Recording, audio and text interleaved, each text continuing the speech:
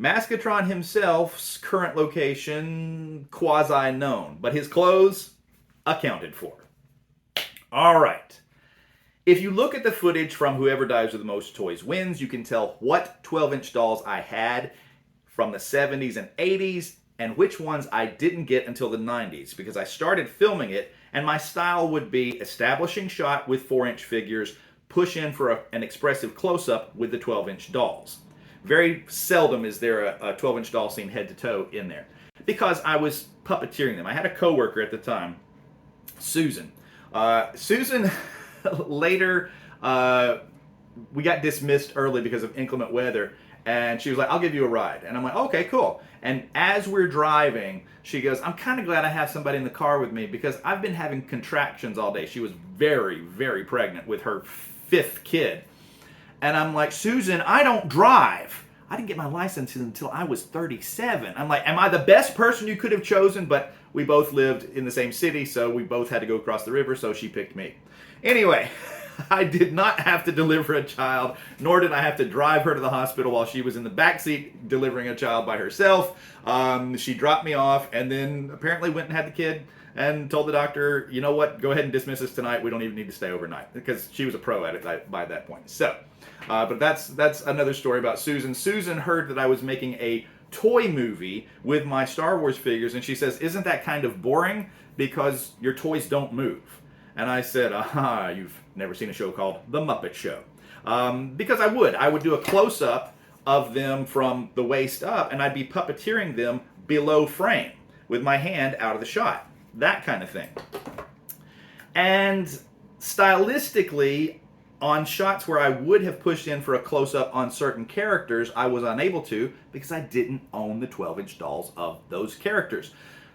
Couple of shots that I substituted the MPC R2-D2 model kit and the MPC C3PO model kit, who I broke off of his base, so his foot was missing. His foot was still glued to the base, but I digress. So I know that I didn't have the R2-D2 and C3PO 12-inch Kenner large-size action figure dolls until I was making this movie in the early 90s, because they appear like halfway through. The good guys are already in the trash compactor before these two toys make an appearance in that video. So I had R2 and 3PO midway through the production. Likewise, Ben Kenobi does not show up until midway through with his lovely yellow lightsaber. Ugh. This is like yellow snow.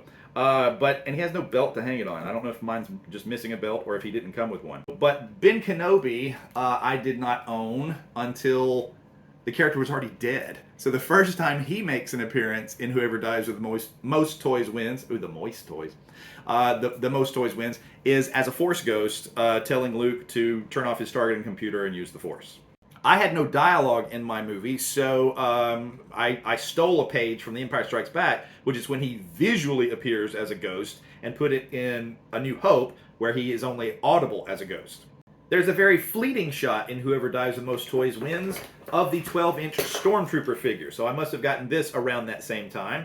I have 2 of them now, and I don't remember exactly what years I got them. I only have 1 gun for the 2 of them.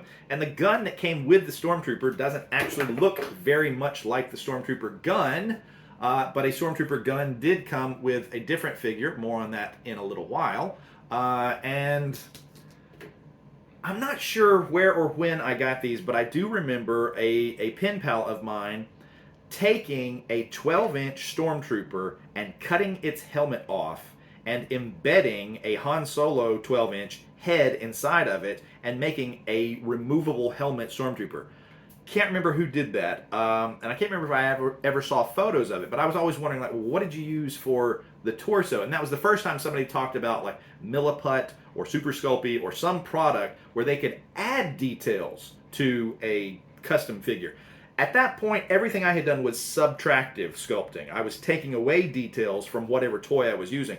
Very seldom did I have a malleable substance where I could do additive sculpting and add details on. So there's a shift that happens. Once I discovered products like that, my customization really took off in a new level. Now, if you're watching Whoever Dies with Most Toys Wins and saw any of several shots with Han Solo, you might think, oh, well, obviously he owned a Han Solo. Nay, nay. This was the very last figure that I got from the collection, and the reason was I had the 12-inch Indiana Jones. So I never felt like I really needed Han Solo until years later, as an adult, as a completist. I said, well, he's the last one I need. I got to track one down. So really decent likeness of Harrison Ford. Looks more like Han Solo than that head looks like Indiana Jones. They didn't even paint stubble on him. And the hairstyle's all wrong for Indiana Jones, and they changed the eye color. But it was close enough that I was able to use it in a couple of shots, usually very tight because he wasn't wearing a black vest and white shirt and everything. He was wearing his Indiana Jones shirt under there, and maybe I put like a felt black vest on that or something. I think I found something like that in one of these boxes the other day. So the Han Solo in this outfit is usually very close on the head. Then I did do some scenes for Hoth when we get to The Empire Strikes Back, because shortly after I finished doing the A New Hope version of stuff. Oh, here's the black vest. Yeah, there we go. Hang on. Pull that out. Look at that. I knew I'd seen it somewhere. So I made a felt black vest to put on Indiana Jones and fake a Han Solo for some shots of whoever dies with the most toys wins. But back to Hoth. I took Indiana Jones and I took a white parka from a 12-inch G.I. Joe that came out around that same time, and I painted the ski boots brown, and they're very tacky from whatever clear coat that I sprayed on them. You can see the little indentations at the front and back where skis would click onto these, or crampons. The character also came with crampons. And this, I think, was a harpoon gun that came with like a, was it Evel Knievel maybe? Because I remember there being like a projection with a jagged point to it, and it was not black, but it had broken. You can see the broken spot if you look close enough.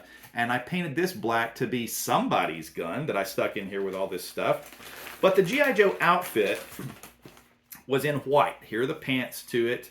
Here are the gloves to it. Here are little goggles to it. And doing the jacket blue and making a little scarf out of white felt was close enough when thrown on Indiana Jones that I could fake a Hoth Han Solo in the 12-inch scale. Something that Kenner didn't actually produce.